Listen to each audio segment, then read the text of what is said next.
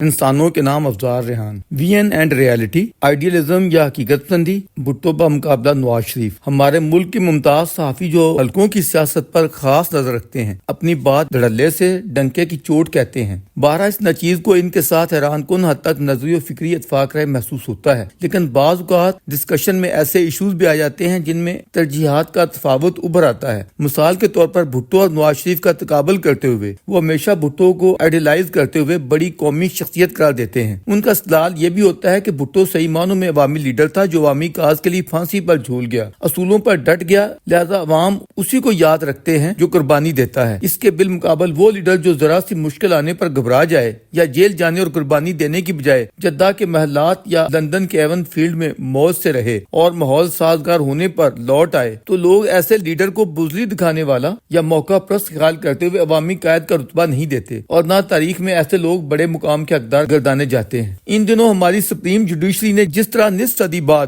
بھٹو کا case judicial murder کہتے ہوئے اٹھایا ہے، اس پر بھی ہمارے ممدوح ذیشان کا استدلال ہے کہ ضیائی سیاہ تاریخ کی درستی ہونی چاہیے، اس لیے کہ تاریخ کی سب سے بڑی ناانصافیاں انصاف کے ایوانوں میں ہوئی ہیں، اور پھر جن لوگوں نے یہ ظلم ڈھایا تھا، مولوی مشتاق سے لے کر ان سب کے ساتھ اس دنیا میں ہی قدرت کے انتقام نے بہت برا سلوک کیا۔ مولوی مشتاق کے جنازے پر شہد کی مکھیوں نے حملہ کر دیا، اہل جنازہ بیچاری میت کو تنہا چھوڑ کر بھاگ گئے، انوار الحق بھی آخری عمر میں تنہائی کا شکار ہو کر رخصت ہوئے، عالمی عدالت انصاف میں بھی بری طرح ہارے۔ یہ درویش پورے تقدس و احترام کے ساتھ عرض گزار ہے کہ کسی بھی تاریخی شخصیت کا جائزہ لیتے ہوئے ہم محض اس کے انجام یا زندگی کے اختتام کو پیش نظر نہیں رکھتے، اور نہ ہی رکھنا چاہیے۔ دنیا میں ایسی بڑی بڑی جلیل القدر ہستیاں ہو گزری ہیں جنہوں نے زندگی بھر کمال کی جدوجہد کی، لیکن دنیاوی طور پر اختتام کو اچھا نہیں گردانا جا سکتا۔ باوقار طریقے سے جنازہ بھی نصیب نہ ہوا، لاشوں کی بھی اس برے طریقے سے بے حرمتی کی گئی کہ ان کا مسلح بنا ڈالا گیا، سر کہیں اور دھڑ کہیں دفن کیا گیا۔ اولو العزم شخصیات کی لاشیں سولی پر لٹکائے رکھی گئیں تا وقتی کہ وہ سڑ گئیں اور قانون فطرت کے تحت ان سے بو آنے لگی۔ ان کے برعکس کئی ایسی پاپی شخصیات بھی گزری ہیں جنہوں نے زندگی بھر دوسروں کا جینا حرام کیے رکھا، خلق خدا ان سے دکھی رہی، لیکن وقت آخرت نہ صرف یہ کہ وہ سکون کے ساتھ مری، بلکہ عطریات اور خوشبوؤں کی مہک میں پورے قومی وقار، تذکر و احترام اور تقدس کے ساتھ بھرپور اور تحت نگاہ جنازوں کے ساتھ لحد میں اتارتے ہوئے سپرد خاک کی گئیں۔ اس حوالے سے درویش کے سامنے ہر دو اطراف کے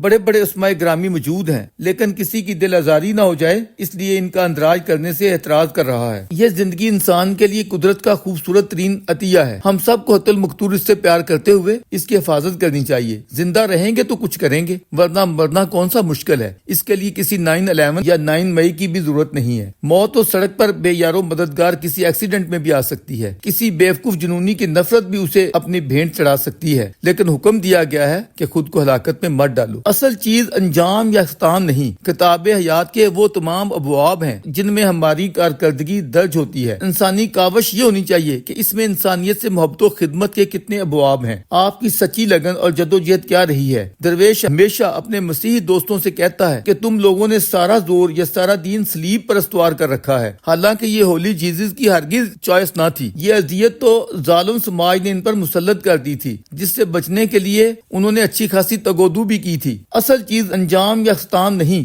سیدنا مسیح کی سچی لگن، تعلیمات اور بھرپور جدوجہد تھی۔ آپ لوگ اس پر فوکس کرو۔ نچیز اکثر اپنے شیعہ بھائیوں کی خدمت میں عرض گزار ہوتا ہے کہ حسنین شریفین دونوں ہی ہمارے مقدس و عظیم امام ہیں، لیکن یہ اپنی اپنی ترجیح ہے کہ آپ ہر دو عظمتوں میں سے کس کو زیادہ ترجیح دیتے ہیں یا اپنے لیے آئیڈیل بناتے ہیں۔ اس درویش کو سیدنا حسن جیسا مدبر، ذہین اور دانا شاید کوئی دوسرا نہیں دکھائی دیا۔ گو انجام میں ایک نوع کا اشتراک ہے، حادثاتی طور پر کچھ بھی ہو سکتا ہے، لیکن یقیناً وہ ہیومن پرائرٹی نہیں ہوتی، حالات و واقعات کا جبر ہوتا ہے، اور حکم دیا گیا ہے کہ خود کو آزمائش میں مت ڈالو، اس سے بچنے کی ہر ممکن کاوش کرو، لیکن کیا کریں، بارہا گلے پڑا ڈھول بجانا پڑ جاتا ہے۔ جو بھی ہے، دیکھنے والی بات یہ ہے کہ ہم نے اپنی نئی نسلوں کے لیے کون سا رویہ یا اسوہ حسنہ چھوڑ کر جانا ہے۔ ہم نے اپنے بچوں کے لیے پھولوں کو چناؤ کرنا ہے یا کانٹوں کا؟ مسلط کیے یا تھوپے گئے اور پسند کیے گئے انجام و اختتام میں فرق کو جان کر جیو۔ درویش بنیادی طور پر مولوی ہے، اس لیے بات کہیں اور چلی گئی۔ عرض مدعا یہ ہے کہ ہم بھٹو اور نواز شریف کے طرز عمل کا تقابل ضرور کریں، لیکن ہمیشہ یہ پیش نظر رہے کہ ہماری نئی نسلوں کو امن، ترقی، سلامتی اور محبت بھری زندگی ملے۔ یہ تو ایک گڈ لک تھی کہ اس شخص کو محترمہ بے نظیر جیسی باصلیت بیٹی میسر آ گئی جس نے مردہ بھٹو کو زندہ کر دیا، ورنہ اگر وہ نہ ہوتی اور بات نورینہ اولاد پر آتی تو ایسے کئی شہید آئے اور گئے، کوئی بات بھی نہ ہوتی۔ ہم میں سے شاید اندر سے کوئی ایک بھی نہیں چاہے گا کہ اسے اس نوع کی زندگی ملے جس میں انا پرستی، غرور و تکبر کی حد تک بھری ہو، جس نے زندگی بھر اپنے سیاسی مخالفین کا جینا حرام کیے رکھا ہو، وہ مغلظات جاری فرمائے ہوں کہ الامان و الحفیظ، اور جس طرح وہ شخص برسر اقتدار آیا سیوین چیف مارشل انسپکٹر بن کر، اور جس طرح دھاندلی کے الزام میں ہٹایا گیا، ایک عوامی جمہوری ذہن اسے آئیڈیل قرار دینا تو دور کی بات قبول بھی نہیں کر سکتا۔ مانا کہ ٹرائل میں مسلمہ قانونی ضوابط نہیں اپنائے گئے، اس لیے سزا عمر قید میں تبدیل ہو سکتی تھی، لیکن نواب محمد احمد خان کا مرڈر جس طرح ہوا ہے، اس کے پیچھے کون تھا؟ اصلیت میں تو کوئی اشتباہ نہیں، لہٰذا گڑے مردے اکھیڑنے کی بجائے کیا یہ بہتر نہیں ہوگا کہ جو لوگ زندہ ہیں اور ان کے ساتھ بے انصافیاں ہوئی ہیں یا ہو رہی ہیں، ہم اس کے مداوع اطلافی کے لیے کچھ کریں؟ کیونکہ اگر نصف صدی قدیمی مقدمہ اٹھے گا تو پھر اس نوع کے 101 مزید مقدمات پر بھی اس نوع کے تقاضے ناقابل فہم نہیں گردانے جا سکیں گے۔ درویش یہ چاہے گا کہ تمام آمروں کے کیسز بھی ری اوپن فرمائیں اور ان کو بھی شدید ترین سزائیں سنائیں۔